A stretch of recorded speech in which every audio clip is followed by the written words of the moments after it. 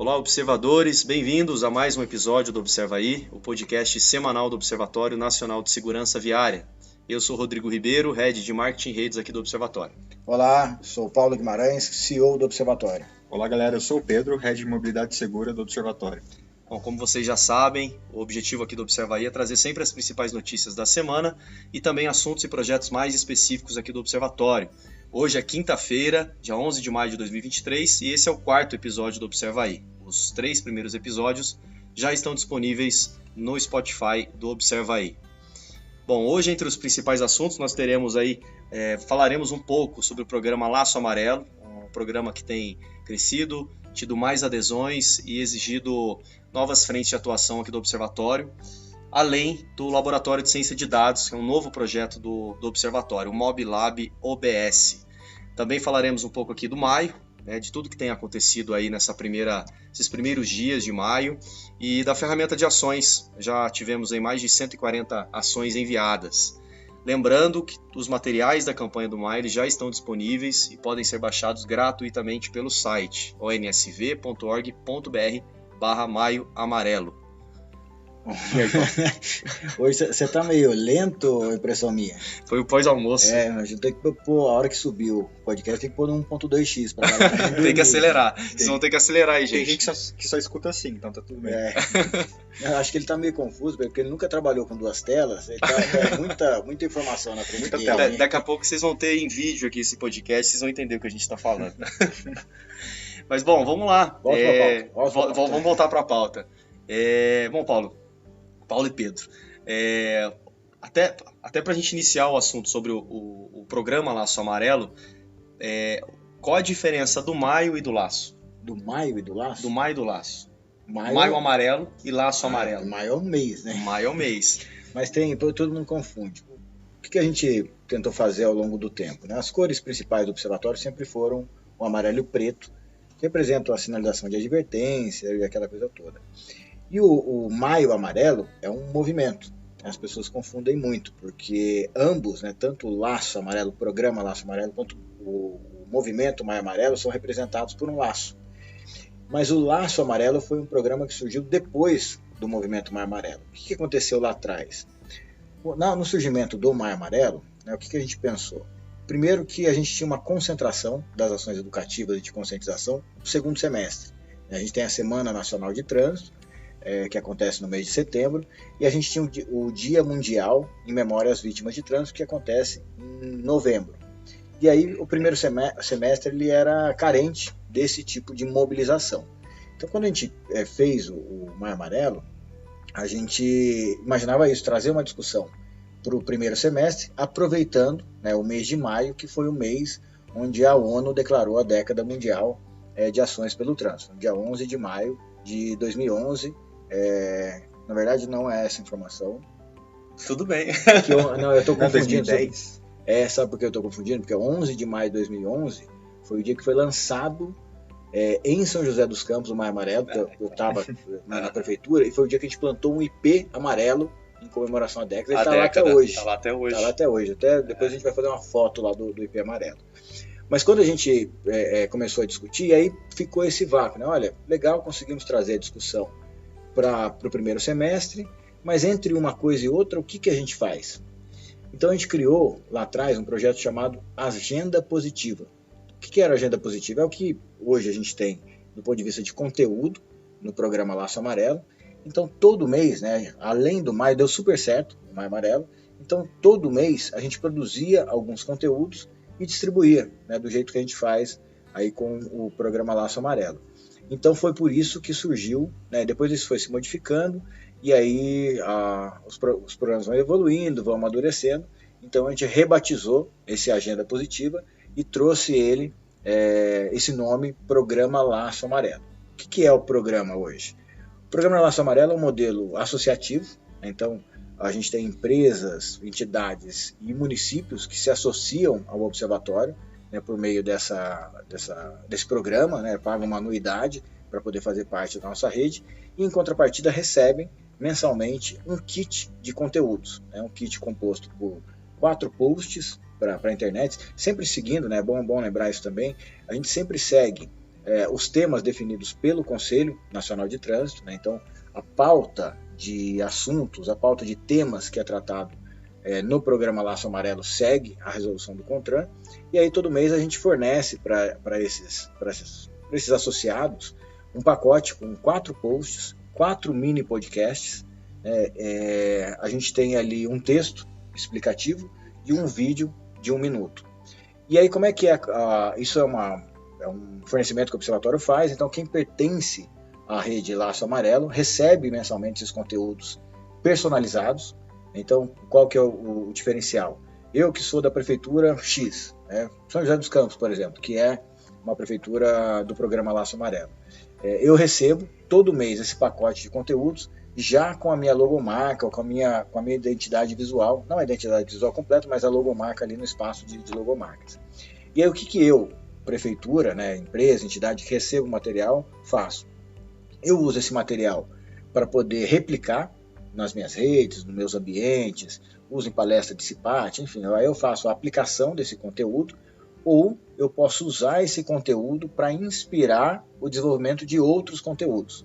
Então, dependendo do tipo de empresa, entidade ou prefeitura. Do porte, né? Do porte, exato. Porque tem prefeitura, falar um pouco de prefeitura, ele surgiu a partir da lógica de prefeituras, hoje a gente contempla entidades e empresas, mas tem prefeitura que é uma cidade muito pequena, que às vezes não tem uma equipe, não tem um setor de marketing para poder produzir as suas próprias campanhas. Então essas prefeituras fazem a reaplicação direta desse material. E prefeituras maiores, que aí já tem uma equipe, às vezes contratos com agências de publicidade, usam esse material para embasar as suas campanhas. Por que elas fazem isso? Porque geralmente uma agência de publicidade, uma agência de marketing, não tem a competência técnica, tá? Não é que ela não tem competência, ela não tem o conhecimento técnico. Segurança viária, dentro do assunto. Para produzir, vou aproveitar o Rodrigo Ribeiro aqui, que o Rodrigo já foi assessor de imprensa na prefeitura, mas também trabalhou numa agência de publicidade. E campanhas que são específicas, né, Rodrigo, são mais difíceis de ser produzidas. Elas demandam de especialistas na área que ajudam, auxiliam ali na criação e produção desses materiais. Então, de fato, essas prefeituras menores, que às vezes nem uma secretaria bem estruturada não tem, quanto mais um setor ali só para produzir esses materiais. E mesmo as grandes, né, é mais simples, não é mais simples, é mais preciso consumir esse tipo de conteúdo, porque todo o conteúdo que é produzido pelo Observatório, ele tem um embasamento técnico, um embasamento científico.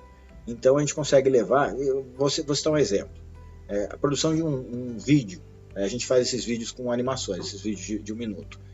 Até para esses vídeos, a gente tem um cuidado extremo, como por exemplo, o capacete que está sendo colocado ali, mesmo que um desenho animado, ele tem que ter os adesivos refletivos, um veículo que está sendo representado ali precisa ter ali os equipamentos de segurança, motociclista, o posicionamento do veículo na via para não ficar em cima de faixa de pedestre. Então esses cuidados são os que a gente toma aqui no Observatório e que eventualmente uma agência de publicidade acaba não passando despercebido, de fato, por não ter porque não está no dia a dia. Tá. E inclusive nessa última semana a gente tem o programa tem tido mais adesões, né? Nessa última semana nós tivemos aí a Prefeitura de Santa Luzia, de Minas Gerais, a ConectCar também, que são novos, aderiram aí ao programa. E agora nós estamos também atendendo, a gente sempre teve muita demanda, né, Paulo? E agora inclusive nós reunimos a equipe essa semana só para discutir o programa Laço e essas novas frentes, essas novas demandas que a gente tem tido. Queria que você falasse um pouquinho sobre isso também. Bom, a gente fez um workshop, né, no começo dessa semana, e qual que é a ideia? É revisitar os nossos processos, os nossos produtos, os nossos serviços, as nossas ações. E como é que funciona o programa Laço Amarelo? Como é que ele é desenvolvido? Como é que ele é produzido? A gente tem um calendário que é definido pelo Conselho Nacional de Trânsito, e aí a partir desse calendário, para cada mês, você tem um tema, e esse tema ele tem alguns insights ali, né? Então, o legislador, né, o pessoal lá do Conselho Nacional de Trânsito, ele imaginou a partir daquele tema determinadas informações que são importantes de ter naquele tema. Então a gente olha para isso, aí faz um briefing da campanha, do mês, a partir desse briefing a gente produz o vídeo, né, o vídeo é sempre a peça principal dessa campanha, E aí, a partir da produção do vídeo, a gente desdobra nos outros conteúdos, que são os posts, os mini podcasts e o texto explicativo, que é um texto que ajuda a embasar a aplicação do material. Então, você tem um mês lá que a gente vai falar sobre bicicleta, por exemplo. Então, você tem um texto falando o que é a bicicleta, contextualizando ela como modal dentro do sistema de trânsito, enfim. Aí a gente tem esse texto para poder embasar e justificar e mostrar para as pessoas qual foi o conceito que foi adotado. O que a gente está fazendo agora? A gente tem, dentro do nosso rol de empresas, a gente tem mais de 100 empresas que compõem esse braço empresarial do programa Laço Amarelo. E mais da metade dessas empresas são do setor logístico. Então, o que a gente está fazendo agora? A gente vai fazer um piloto agora no segundo semestre. A gente vai continuar produzindo esse material base, esse material embasado na resolução do Conselho Nacional de Trânsito, mas em paralelo a gente vai produzir conteúdos específicos para o mercado de transporte, para o mercado logístico. Então é uma experiência que a gente vai fazer, a gente está vendo essa demanda crescendo bastante e a gente acha que é importante a gente entregar conteúdos diferenciados para esse setor de transporte, porque é um setor, para vocês terem uma ideia, só por meio... Tamanho do setor, Paulo? Eu não tenho o número do setor completo, mas eu tenho o número do nosso braço aqui. Então hoje a gente fala, por meio dessas empresas transportadoras que compõem o programa Laço Amarelo, com mais de 70 mil motoristas todos os dias. Então, motoristas de veículos pesados. Então, é por ali que a gente consegue fazer o conteúdo do observatório chegar na sociedade e sempre cumprindo aquela nossa missão de reduzir ou contribuir para a redução das vítimas no trânsito. Bacana. Quem quiser, você que está nos ouvindo, quiser ter mais informações aí sobre o programa, pode acessar o site do Observatório, nsv.org.br/Laço Amarelo. Tá bem atualizado. Você falou em 1.2x agora, hein? Gostei. Gostou? Tá acordando. Toma um café? Não, ainda não. Tô precisando de um café. Mas é isso. Bacana. Pedro, quer comentar alguma coisa aí do Laço, do encontro que nós tivemos essa semana? Eu queria falar sobre o encontro, é muito legal reunir a galera e todo mundo colocar a cabeça num só assunto. Foi muito produtivo colocar a galera, até quem não trabalha diretamente com o programa, foi legal ter a participação.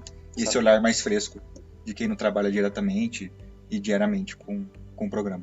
Aqueceu a voz aí, não? Agora você vai falar. O olhar mais fresco é mais requintado? O que é um olhar mais fresco? É o olhar que não está tão cansado. Tá. Viciado? Exatamente. Também? Seria isso? Não viciado. Não viciado. O olhar que não está cansado, não está viciado. Cultura. Vai entrar no Você Sabia. Vai entrar. Bom, bacana. E vamos virar um pouquinho a chave aqui e falar de um outro projeto, um novo projeto do Observatório, que é o MobLab OBS, que é o Laboratório de Ciência de Dados aqui do Observatório. E, inclusive, tivemos essa semana já uma atualização dentro desse projeto. Eu queria que o Pedro explicasse um pouquinho o que é esse Laboratório de Ciência de Dados. Beleza. Então, o MobLab ele é um laboratório de ciência de dados que nasce de uma cooperação técnica entre o Observatório, o Parque Tecnológico de São José dos Campos, a FGV Cidades e a Inovat. Inovat é até para as pessoas entenderem, né? O Observatório é uma organização social de interesse público que atua na área de mobilidade segura. Então a gente veio, a sede do Observatório era em Indaiatuba e veio para São José dos Campos para poder, dentre outras coisas, cumprir essa função de âncora institucional disso que está sendo criado. O MobLab ele é um projeto estratégico dentro de um projeto maior que é chamado Cluster Brasileiro de Mobilidade, que está sendo desenvolvido aqui no Parque Tecnológico. Então, só dar uma pausa no MobLab para as pessoas entenderem o conceito completo. O que é? A gente está aqui no Parque Tecnológico de São José dos Campos. O Parque Tecnológico ele atua por meio de clusters de inovação. Então, quem conhece São José dos Campos sabe que aqui a gente tem, por exemplo, a Embraer, o ITA, o DCTA, o INPE, tudo que é núcleo aeroespacial está aqui na cidade. Por isso que a cidade tem muita característica tecnológica e tal. Então, ele começou a partir desse cluster aeroespacial. Hoje a gente tem o aeroespacial, tem o TIC, que é Tecnologia da Informação e Comunicação, e tem o de Tecnologias para o Agronegócio. E aí está em processo de criação, aqui no parque, o cluster de mobilidade e o cluster de tecnologias para a saúde. E é interessante porque a gente está começando a achar conexões entre esses dois clusters. Mas o que é um cluster? É uma reunião, então numa primeira camada a gente reúne todas as empresas que fazem parte de um ecossistema ligado à mobilidade, e mobilidade é um ecossistema gigantesco. Se a gente olhar para a mobilidade, a gente tem, por exemplo, tratativas com a IVE. A IVE, para quem não conhece, é aquela spin-off da Embraer, é uma empresa que surgiu dentro da empresa Embraer e que hoje talvez seja uma das mais conhecidas no mundo porque está fabricando os carros elétricos voadores. Que na verdade não são carros, né? Mas um veículo. Veículo. Não é o Vant que eles chamam, como é que chama? eVTOL. Isso, eu lembrava que tinha o TOL. Ele é elétrico. Mas enfim, então a gente reúne empresas do ecossistema e numa segunda camada a gente reúne as entidades e a academia. Então, qual que é o objetivo disso? É a gente proporcionar troca de informação, proporcionar desenvolvimento tecnológico e política pública. Essas são as duas entregas de um cluster como esse. Desenvolvimento tecnológico, e aí tem uma maior competitividade das empresas, enfim, uma evolução empresarial, e por outro lado, política pública. Dentro desse cluster, desse conjunto, desse monte de gente, desse monte de empresa, a gente tem dois produtos. Um produto é chamado de APL, que é o Arranjo Produtivo Local. Então, dentro desse cluster, dentro dessa reunião de empresas, a gente estimula a criação de um APL, que são empresas fornecendo para empresas. Então, elas vão priorizar dentro dessa cadeia, consumir produtos e serviços uma das outras, tá? Sempre lembrando dentro desse ecossistema de mobilidade. E um outro produto são os CDTs, que podem ser mais de um, e os CDTs são Centros de Desenvolvimento Tecnológicos. Então ali a gente reúne algumas empresas a partir de algumas iniciativas para poder gerar desenvolvimento tecnológico e aplicação na melhoria das vidas das pessoas, em geral com algum desdobramento para a política pública. Então esse negócio super complexo chega no MobLab, que aí é um laboratório de ciência de dados que o senhor Pedro Augusto Borges vai fazer toda a explicação agora. Essa foi só a introdução, tá, Pedro? Você tem que falar um pouquinho mais. É porque esse projeto é sempre um projeto dentro do outro, um acordo dentro do outro, mas assim, o mais importante do MobLab é a gente ter um ponto, digamos, inicial, um pilar de coleta de dados e análise desses dados, principalmente focando em indicadores de segurança viária e indicadores de padrões de mobilidade. Então, recentemente a gente assinou um acordo de cooperação técnica com a Zarv, cujo principal objetivo nessa primeira fase do MobLab é criar um data lake. O que é esse data lake? De forma mais simplificada, ele é um servidor em que é possível armazenar todos esses dados de forma, digamos, padronizada, automatizada e que possa ser coletado de uma maneira mais fácil para a gente fazer nossas análises depois. Então, esse acordo que a gente teve com a Zarv, digamos, envolve toda a parte de infraestrutura, que é um primeiro passo muito importante para que a gente tenha métodos mais automatizados e ágeis como ponto inicial aí de análise de dados na parte de segurança viária. Então, assim, Data Lake, eu só vou dar um passinho para trás, porque o Rodrigo fez uma pergunta e eu acabei não respondendo. Agora que eu falei pra caramba, mas não respondi a pergunta. A gente tem um acordo inicial que é para a estruturação desse cluster. E a gente está organizando esse cluster a partir do projeto estratégico MobLab. Então, quem assinou esse acordo, quem está assinando esse acordo? O Parque Tecnológico, então, o Observatório, como âncora institucional desse cluster brasileiro de mobilidade, o próprio Parque Tecnológico, que é o responsável por toda a administração desse distrito de inovação. A gente tem assinando também a FGV, a Fundação Getúlio Vargas, que vai nos ajudar aí com toda a parte de governança de dados, o apoio da academia, com bolsistas acadêmicos, e a Innovate, que é uma empresa de real estate, é uma empresa que desenvolve desenvolvimento urbano. E por que ela está fazendo parte disso? Porque o Parque Tecnológico ele não é só uma estrutura, não é só um prédio, ele é um distrito de inovação. E esse distrito de inovação, ele tem todo aí um desenvolvimento urbano que ele precisa gerar algum tipo de benefício para a sociedade. Então, a gente tem vários parques tecnológicos no país, estado de São Paulo é muito crescente, são 7 ou 8 no estado de São Paulo, e o de São José dos Campos é o mais bem estruturado, né, e que a partir daqui a gente vai produzir estudos para tentar entender qual o reflexo da implantação de um parque tecnológico, que é um distrito dentro de uma cidade, o que isso traz do ponto de vista econômico, do ponto de vista social, na mudança da vida das pessoas. Então, esse é o grande projetão. E aí, como o Pedro falou, a gente tem um projeto dentro do outro, um acordo sendo amarrado no outro. E aí, a parte do observatório é fornecer essa base principal, vamos dizer assim, de informações para os desdobramentos relacionados à mobilidade segura. Então, a gente assinou esse acordo. E o Data Lake, na verdade, é uma grande caixa onde a gente vai colocar um monte de dado. Então, um monte de gente coloca dado e um monte de gente extrai dado.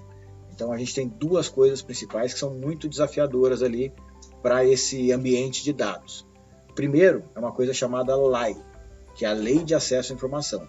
Então, a LAI, ela traz um conceito de dados abertos. Esse conceito de dados abertos, ele vem num contraponto, porque a gente tem uma tal de uma LGPD, que é a Lei Geral de Proteção de Dados. Então, ao mesmo tempo que eu tenho que abrir o dado, eu tenho que protegê-lo. Exatamente.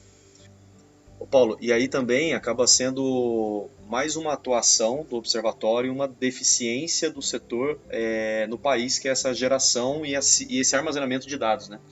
Esse é uma grande questão, um grande desafio, porque os nossos dados, né, por exemplo, um dos desafios do Pedro aqui no MobLab, a gente teve agora no dia 2 de maio a divulgação, a gente falou isso no podcast passado, a divulgação dos dados consolidados do DataSUS de 2021, né? A gente está em 2023, então a gente tem um delay muito grande na consolidação dos dados do DataSUS e não temos condição de ter um modelo preditivo, ou seja, a gente só olha para o retrovisor, a gente não está conseguindo olhar para frente. Então, um dos grandes desafios desse conjunto de dados é desenvolver metodologias para que a gente possa tentar enxergar o futuro, prever o futuro.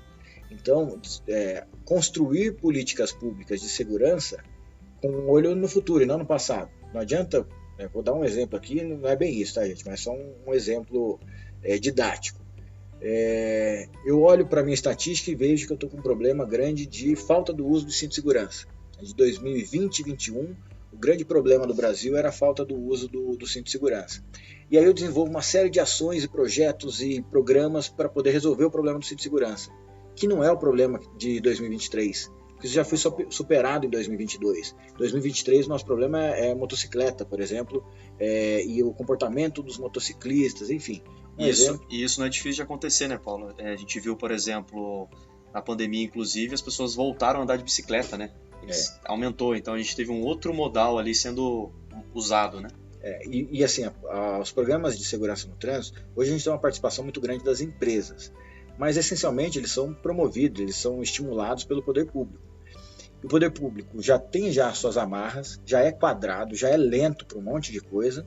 Imagina só trabalhando com estatística de 2 anos atrás. Então, olha só o que pode acontecer. A estatística de 2021 saiu em maio. A gente vai fazer todo um programa, planejamento, captação de recursos, estruturação financeira dos projetos para aplicar em 2024. Né? Porque 2023, em geral, é mais complicado, orçamento, essas coisas assim. Então, eu vou começar a desenvolver uma política pública em 2024 com base num dado de 2021. O cenário de 2021. Ou seja, estamos gastando dinheiro à toa. Na prática é isso. Uhum. Isso ou poderia ser gasto de uma forma melhor. Eu falei à toa, mas assim, eu não tenho certeza se ele está sendo bem aplicado, porque eu não sei se o problema que a gente está atacando realmente é um problema hoje. A precisão nem sempre é aceitável nesse caso, né? Exatamente. Fazendo um diagnóstico anterior e fazendo um prognóstico com uma defasagem de 3 anos. Então é isso que o Pedro vai resolver. É isso, Pedro. Preparem-se. Fiquei no meio desse bate-bola aqui dos dois agora. Bate-bola não, né? Os dois, vocês estavam passando a bola um pro outro aqui. Bom, bacana. Se você resolver isso, você vai ganhar um estagiário, Pedro. Aí, ótimo. Precisando pelo menos um para resolver isso aí. Corre, Pedro. Bom, legal, gente. Acho que tá na hora agora da dica da semana, né? a dica da semana, lembrando agora com o Pedro, sempre uma dica aí de segurança viária. O que você tem para nós hoje, Pedro? Vamos aí, minha dica da semana é voltada para os motociclistas, com foco no capacete, um importante equipamento de segurança aí, e obrigatório. A dica é para escolherem capacetes que tenham viseira dupla, então uma viseira, a viseira mais escura, e a outra que vem por cima que fecha o capacete, obrigatória, é a viseira normal, que é um pouco mais transparente. Por quê? Muitos motociclistas usam a viseira que não usam o capacete com a viseira dupla, e eles acabam usando óculos de sol por baixo da viseira padrão. O que acontece às vezes é que ele precisa tirar o óculos de sol ou colocar enquanto ele está conduzindo a motocicleta, e isso acaba sendo mais um ponto de distração durante a condução das motos. Então é importante na escolha de compra de capacete já pensar nisso e escolher um capacete com a viseira dupla. Uma pergunta, Pedro, aproveitando a sua dica. Todo mundo tem a cabeça do mesmo tamanho? Não. O capacete ele é elástico? Também não. Então acho que é uma boa dica também para encaixar junto aí. Exatamente. Escolher um capacete que seja confortável. Do tamanho da sua cabeça. O seu capacete serve em mim? Acho que serve. Eu acho que o meu não serve em você. Não saberia. Bacana. É isso? É isso. Essa é a dica da semana. E aí, Paulo, qual a curiosidade da semana? Hoje você acertou, hein? Hoje eu acertei. A curiosidade da semana, eu vou falar um pouquinho sobre semáforo. Não conhece semáforo? Tem o semáforo, mais conhecido como sinaleira, sinal, né? O semáforo tem vários nomes, mas ele surgiu, né, no conceito de sinal luminoso. Você sabe quando? Não. Antes do carro. Antes do carro, então, antes de 1900. Antes de 1900. O primeiro registro de semáforo, a criação, a primeira patente de semáforo foi de 1868. Lá foi criado pelo engenheiro John Picknight para controlar o tráfego de carruagens e pedestres lá em Londres, na Inglaterra. E naquela época, né, imagina só, 1868, ele tinha... As lâmpadas eram aquelas lâmpadas a gás. E ele só tinha duas cores. Ele só tinha... o vermelho e o verde. Então, desde aquela época, né, desde antes de 1900, a gente já usa a cor vermelho e verde para seguir e parar. E lá em 1912, né, um norte-americano, o Lester Wire, ele criou o primeiro semáforo elétrico. Era uma caixa de madeira, e aí ele tinha as lâmpadas, ele pintou as lâmpadas, aí já eram lâmpadas incandescentes, né? E aí ele pintou de verde e de vermelho, então era uma caixa de madeira com essas lâmpadas pintadas, e só em 1917 é que foram colocar a luz amarela, né? Porque aí começaram a perceber que a mudança era de uma cor para outra, era muito repentina, e aí desenvolveram o amarelo para atenção. Curiosidade, né? Naquela época, então o semáforo ele começou com lâmpadas a gás, depois ele passou para lâmpadas incandescentes, já com o uso da corrente elétrica, né, da eletricidade, mas ele foi evoluindo. Então, por um lado, ele evoluiu do ponto de vista de eficiência energética, de consumo. Então, daquela lâmpada incandescente, eu vivi muito isso, porque aquela lâmpada, aquela redondona, o Pedro é mais novo, acho que nem pegou a época da lâmpada redonda, né? Ô louco, Paulo, eu também sou novo. Não, você não é tão novo. Mas a lâmpada incandescente, ela tinha um alto consumo de energia. Então, em determinado momento, isso aí talvez final da década de 90, começo dos anos 2000, a gente começou a mudar as lâmpadas incandescentes, tirar as incandescentes e colocar as lâmpadas halógenas, que são aquelas parecidas com os carros que tinham nos faróis dos carros. E a gente foi evoluindo, e aí hoje a gente tem os semáforos a lâmpadas LED. Qual que é a diferença hoje? O LED ele tem vários benefícios. Primeiro, o consumo de energia. Então, ele tem um valor de implantação um pouquinho mais alto, mas o consumo de energia dele é infinitamente mais baixo. Gera uma economia brutal de conta de luz, né, de energia do município.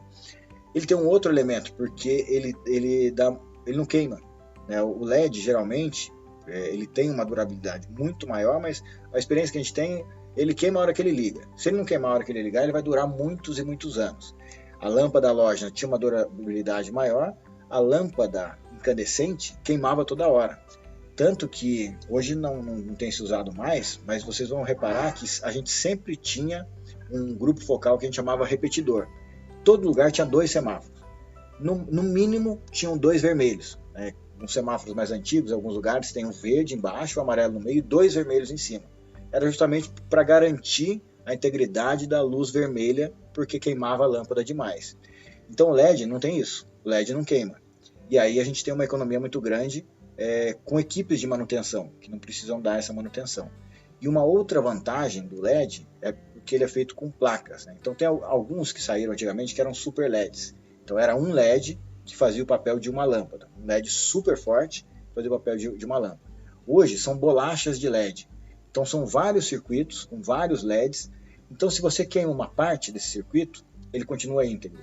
Se ele queima até 40%, 60% de dano num grupo focal desse, ele ainda está ativo, ele ainda está informando as pessoas sobre o tempo de parada. Então esse é um pouquinho da história da lâmpada. Olavo Bilac não deve ter conhecido o semáforo, né, Paulo? Eu acho que ele furou o sinal vermelho aquela vez. Mas é legal.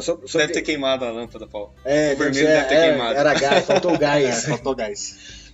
Mas é isso. E aí tem uma outra curiosidade também, mas a gente pode explorar isso melhor no próximo podcast, que é como é que essas lâmpadas são controladas. Como é que é o verde, como é que é o amarelo, mas isso a gente vai deixar para o próximo. Não percam o próximo podcast. Nós citamos aqui o Olavo Bilac, você que ficou curiosa, ouça o episódio 3. A gente citou Olavo Bilac, a gente não recitou. É isso. Bom, chegamos ao fim. Já? Já foi. Agora você deu animadinha, né? Agora eu animei. No fim eu animo. Bom, esse foi mais um episódio do Observa Aí. Espero que vocês que estão nos ouvindo tenham gostado. Lembrando que nós estamos em maio, o principal mês aí de ações, de conscientização para a educação do trânsito.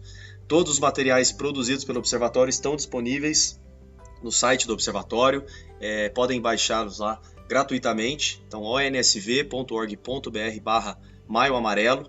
A ferramenta de envio de ações também está disponível no site, então lembrando a todos que vocês que estão realizando as ações do Maio podem cadastrar todas essas ações e ainda concorrer aí a participação no prêmio, no evento Destaques do Observatório.